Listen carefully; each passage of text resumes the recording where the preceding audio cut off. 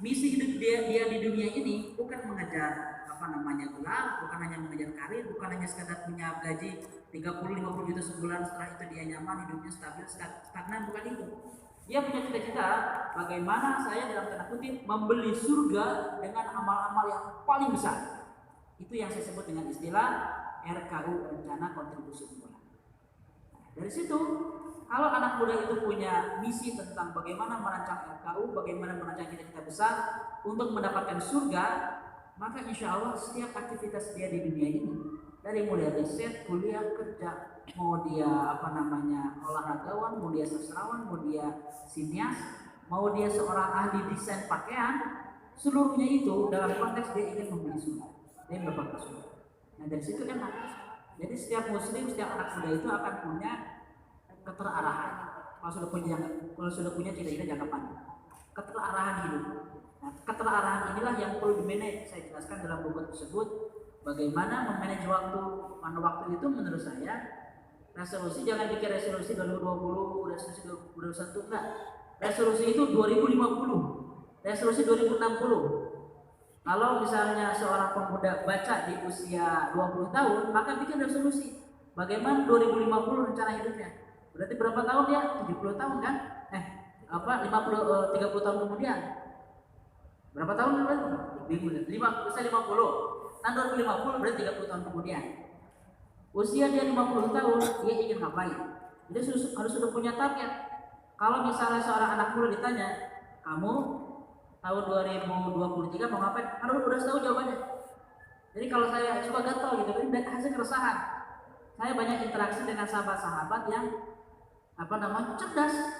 Cerdas misalnya dia punya udah S1, S2, tapi kadang bingung butuh kerja sendiri. Bingung ya nganggur nih, misalnya dia udah kuliah jurusan ahli informatika atau ahli digital, bingung nyari kerja. Itu agak aneh, kenapa? Karena orang seperti ini adalah permata itu mau kena lumpur, mau di bawah tanah, mau di etalase tetap jernih gitu kan. Jadi yang salah itu bukan dirinya sendiri, yang salah adalah tentang arah hidupnya. Begitu dia belum jelas, ini permatanya kelihatan, padahal begitu dia tahu arah hidupnya, kelihatan seluruh potensinya. Nah, saya melihat banyak sekali permata-permata yang diserahkan di toko emas jelas ya. Banyak sekali permata-permata yang diserahkan di Bandung ini. Saya melihat, mata saya itu bisa mendeteksi, ini anak muda ini potensial, ini luar biasa, ini calon gubernur, ini calon pengusaha. Nah, saya greget, jadi ini greget. Nah, kegergetan saya itu saya ekspresikan melalui tulisan, melalui ceramah, melalui kajian, dan melalui gerakan.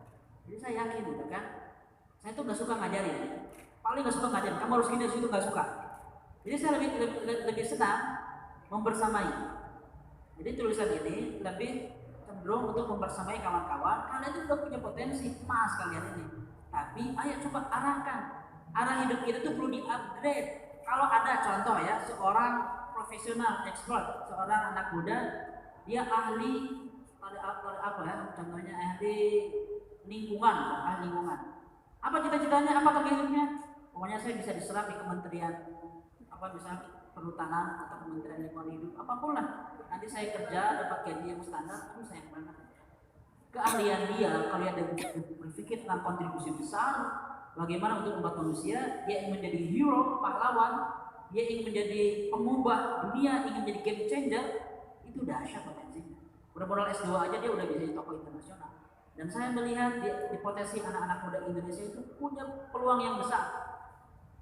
Saya dapat kesempatan diberikan rezeki oleh Allah Subhanahu wa taala untuk belajar di beberapa negara. Saya interaksi itu dengan orang-orang Amerika, orang Jerman, orang Cina, orang Arab.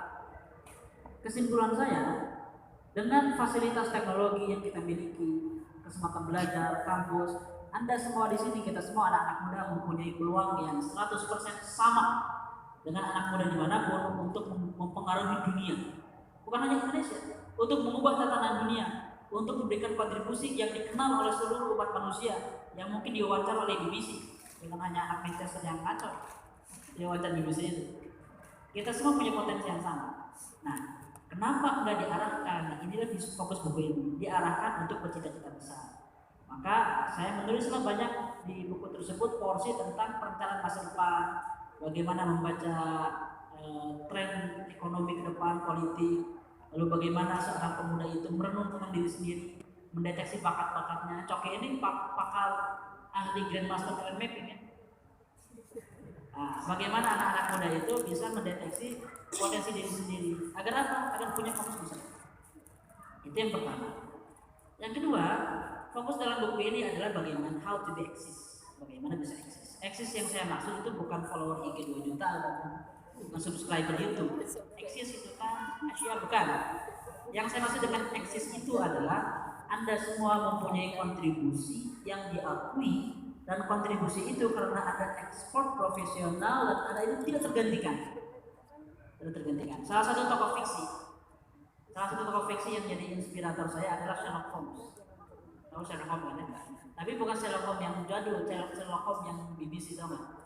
Benedict Cumberbatch. Kebetulan itu kakak saya ya, walaupun dia nggak kenal saya. Nah, di film itu dia ini banget lah, ngeselin banget orangnya. Tapi ada inspirasi. Dia bilang gini, nggak peduli lah dia orang nggak suka saya atau gimana, dia tuh ngeselin. Tapi kalau orang butuh datang ke saya, dia bilang gitu. Itu menjadi inspirasi bahwa kalau orang itu punya kapasitas yang inti dan tidak tergantikan, orang tuh butuh datang ke dia. Mau orang nggak suka, mau orang benci, atau mau orang nggak sepakat dengan pandangan pribadi dia, kalau dia memang dibutuhkan, orang akan datang. Itulah Nabi Muhammad SAW. Orang-orang kafir Quraisy itu memusuhinya, tidak suka dengan Islam, ingin menentang Quran. Ketika mau nitip barang, nitipnya ke Nabi Muhammad, dibutuhkan karena beliau Al-Amin, tidak tergantikan. Nah, itulah seorang pemuda. Jadi saya berharap bahwa anak-anak muda di Indonesia, di Bandung secara khusus, ini potensi luar biasa. Anak S1 lulus S1 artinya dia punya core kompetens yang dia bisa eksis dengan core itu. Sayang ketika core itu hilang karena tidak punya arah hidup dan tidak punya profesionalitas dan tidak punya kepakaran. Jadi pakar itu harus S3. S1 kalau dia punya cara belajar yang benar, dia bisa menjadi expert. Itu menurut saya. Bagaimana caranya? Itu yang disebut dengan istilah new ways of learning. Cara baru belajar.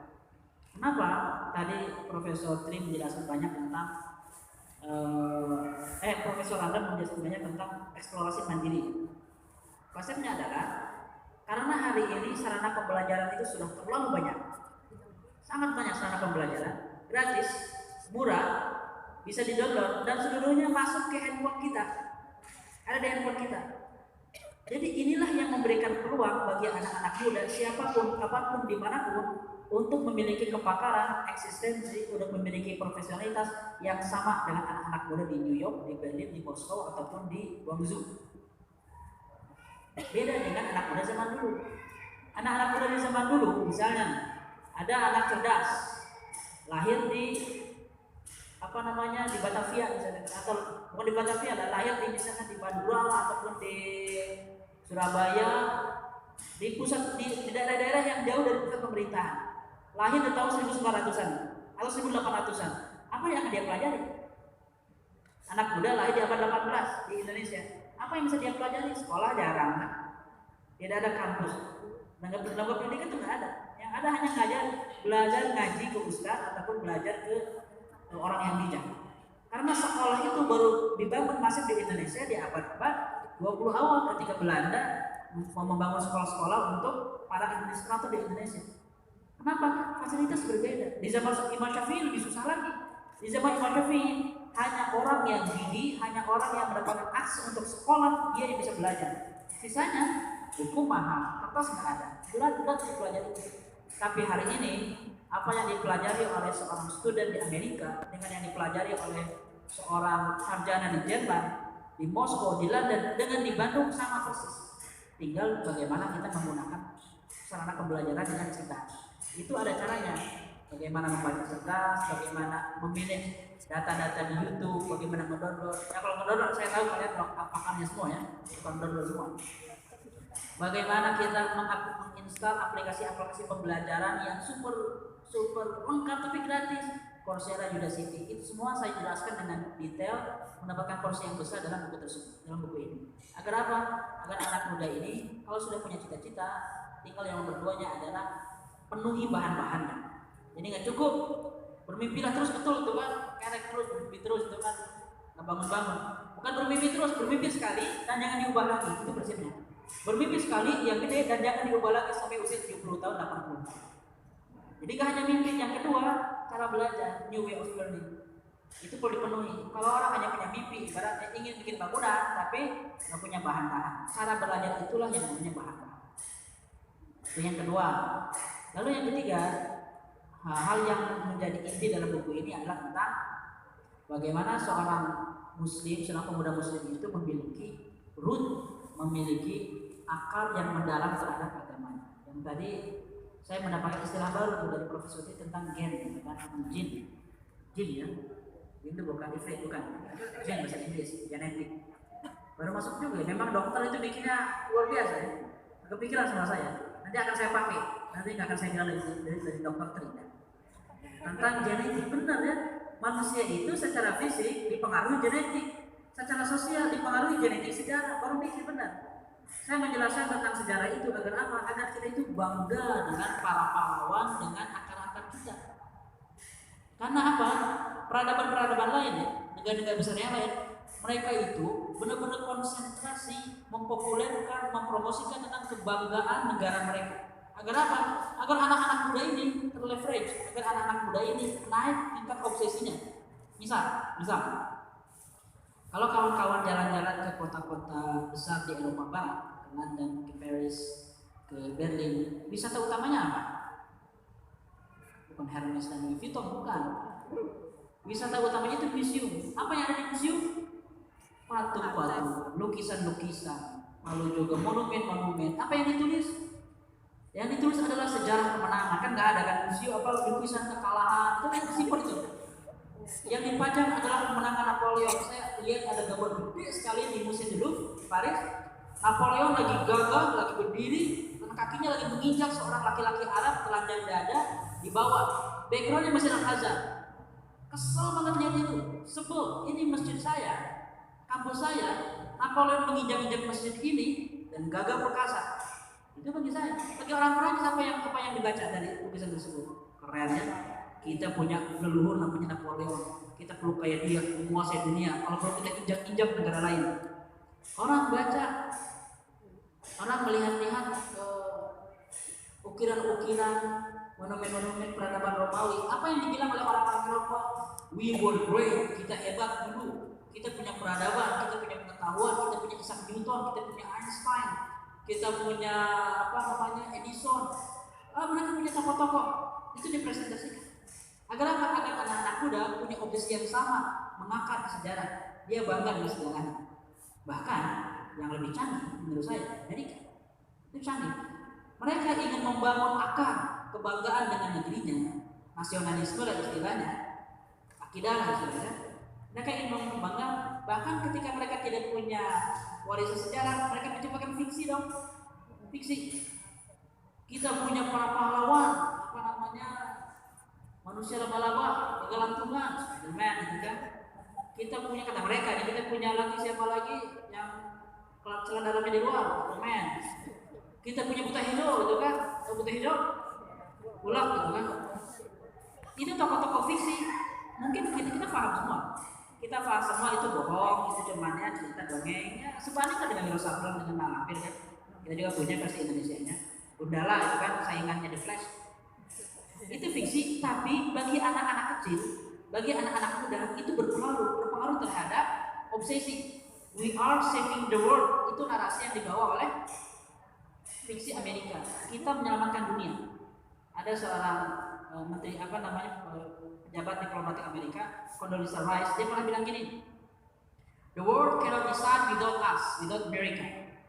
Dunia ini tidak bisa memutuskan sebelum kami mengizinkan. Tanpa kami kata. Itu susumpah ya, sompral ngomong kayak gitu, tapi itu adalah mentalitas orang Amerika. Kita ini bangga, kita Amerika, kita hebat, kita harus menguasai dunia, kita perlu mempengaruhi dunia. Orang lain pun kita kalahkan secara ekonomi, militer, kalau perlu kasih virus. Kalau perlu gitu. Itu yang dibangun di generasi muda. Nah kita ini yang kita tonton, yang kita baca, yang masuk di gadget, bahkan kalau lihat di mall-mall di BIP itu di maka saya sebutkan namanya di sensor aja. Awalnya mini lah, belakangnya soft ya. Nah itu produk-produk itu mereka sambil menjual produk-produk mahal. Ya nggak apa-apa sih, nggak harus, cuman Saya jadi mikir, sebegitunya ya kita akar sejarah kita itu udah hilang gitu kan. Saya tidak anti asing ya, enggak, saya belajar di negara barat. Tapi saya cemburu dan gini lihatnya kayak gitu. Kenapa akar akar akar peradaban lain itu begitu mengisi pikiran kita sampai kita lebih hafal tentang tokoh-tokoh Marvel dibanding 10 sahabat yang dijamin masuk surga tanpa sisa. Kita bisa hafal dengan para pemain bola yang membanggakan gitu kan, yang dapat penghargaan, yang bisa loncat 2 meter gitu kan. Kita bangga dengan tokoh-tokoh itu, ngefans, kita follow. Tapi mungkin kita tidak follow cerita-cerita para pahlawan Islam yang membebaskan Palestina, yang menulis buku siang malam yang mempengaruhi dunia. Nah, ini concern agar apa? Agar anak-anak muda itu bukan hanya punya cita-cita, bukan hanya dia cerdas, bisa kompetisi, bisa eksis, tapi dia membawa nilai-nilai Islam. Nah, maka di buku Sang Pemuda ini, salah satu concern saya adalah bawalah nilai Quran itu ke tengah kehidupan, bukan di pinggir. Jadi kalau ada anak muda pintar, cerdas, punya gaji gede, eksis, dia itu orang yang paling dibutuhkan di perusahaan, itu baru satu hal, itu eksistensi. Tapi ada hal lain yang dibutuhkan, dia harus membawa Islam ke tengah kehidupan. Nah, itu yang dibutuhkan oleh anak-anak muda membawa Islam. Yang terakhir, poin terakhir adalah tentang keseimbangan hidup, tentang kehidupan yang perlu dia bangun keharmonisan diri. Apa saja keseimbangan kehidupan itu? Fisik, keluarga, lalu juga waktu, ketenangan jiwa, spiritualitas, itu perlu seimbang. Kenapa? Karena salah satu risiko dari anak-anak muda yang obsesi, yang bersemangat, yang punya cita-cita besar, biasanya hidupnya itu oleng, tidak seimbang. Sama seperti kendaraan yang dilajukan dengan terlalu ngebut, itu keseimbang, apalagi di saat hujan. Oleng gampangnya, apalagi mobil kaleng gitu kan. Ngebut banget, 200 km per jam, ngapung gitu kan, ketika ada angin gede. Nah, ketika seorang pemuda itu menjalani misi-misi besarnya, itu butuh keseimbangan aset yang luar biasa. Saya pernah baca bagaimana cara menjaga vitalitas, menjaga energi almarhum Habibie. Beliau itu renang 1 hari 1 jam, tiap hari 1 hari 1 jam. Kenapa? Karena dia punya tugas-tugas yang besar. Karena renang itu menyehatkan fisik. Bagi beliau renang, kalau kita kan nggak punya kolam renang ya jogging aja lah yang gratis. Nah, maksudnya apa? Fisik adalah salah satu kendaraan yang paling penting bagi pemuda. Jangan sampai pemuda punya cita besar, intelektual, cerdas, akademis, kajian di mana-mana, aktivis, tapi hari-hari gitu kan, dikit-dikit gitu kan, jihad gitu kan, main thread, kurang keren. Jadi pemuda itu fisiknya harus kuat, fisiknya seimbang. Lalu juga persahabatannya, dia bergaul dengan sahabat-sahabat. Lalu juga dia itu mempunyai kebutuhan jiwa, cintanya yang terpenuhi. Lalu juga dengan orang tua, silaturahimnya juga dia baik. Itu penting sekali untuk menjaga keseimbangan jiwa, termasuk hiburan, santai, nyaman gitu kan. Itu saya bahas agar apa? Agar pemuda ini bisa obsesif, tapi slow, bukan santuy, jangan terlalu motor. Kenapa? Karena orang tidak suka dengan orang yang motor. Santai aja kalau dengan bersahabat. Nah, ini kurang lebih 4 elemen yang saya bahas dalam buku ini, dan saya juga berusaha dari buku ini sesuai dengan arahan-arahan para pembicara tadi, agar bikin sebuah gerakan. Saya menyediakan gerakan bagi kawan-kawan yang ingin bersama-sama bertumbuh dengan inner circle. Siapa aja yang pakai tugas inner circle? Jangan kan? Alhamdulillah ada beberapa kawan-kawan inner circle. Ini bukan endorse kan, cuma promosi. Ini gerakan yang kita bikin dengan kawan-kawan anak muda, dengan Coki juga dari tahun 2017 kita rintis dengan sahabat-sahabat. Bikinlah pembinaan-pembinaan yang isinya kurang lebih mewakili isi buku Sang Pemuda ini. Ada 10 sesi bagaimana punya visi Islam, punya rencana kontribusi unggulan, bagaimana bisa mengelola aktivitas sampai 50 tahun ke depan, bagaimana cara belajar yang canggih, lalu bagaimana cara berpikir yang cerdas, bagaimana menyeimbangkan kehidupan, bagaimana leadership, dan bagaimana merancang Indonesia. Itu dibahas dalam 10 sesi agar apa? Saya berharap, ini cita-cita saya, salah satu cita-cita saya. Saya berharap akan tumbuh sebuah tren, sebuah generasi yang generasi ini punya kosakata, punya obrolan yang mirip-mirip. Misal, saya berharap ya nanti suatu hari itu ada obrolan di kafe gitu kan. Pesan kafe itu, kan ketemu, gimana RKO-nya jadi dulu?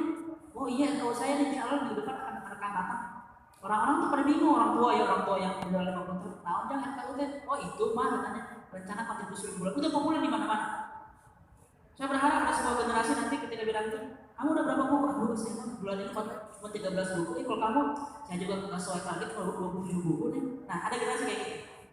Akan suatu saat akan muncul sebuah generasi nanti, suatu saat ketika yang mereka obrolkan itu, aduh ada berapa kilo nih? Baru 7 kilometer, bukan kilogram lagi, bukan. 7 kilometer lari. Nah, kalau saya baru 10 kilo nih makanya. Itu jadi populer. Kenapa? Karena sama-sama orang tuh giat olahraga. Aku udah bisa berapa jurus, saya udah bisa ngebanting orang nih. Laki-laki bisa bela diri semuanya. Perempuan bisa survival semuanya. Akan ada sebuah tren di mana anak-anak muda itu nggak ada lagi yang di rumah sakit. Kenapa? Saya sehat. Rumah sakit itu sepi gitu kan. Saya nggak sebut tadi teman ini yang udah terfoto pada komplain nanti. Yang saya mana katanya. Akan ada sebuah generasi yang sehat-sehat semua. Dan itu pernah terjadi di zaman Rasulullah. Generasi zaman Rasulullah itu sehat-sehat. Kenapa? Gesit.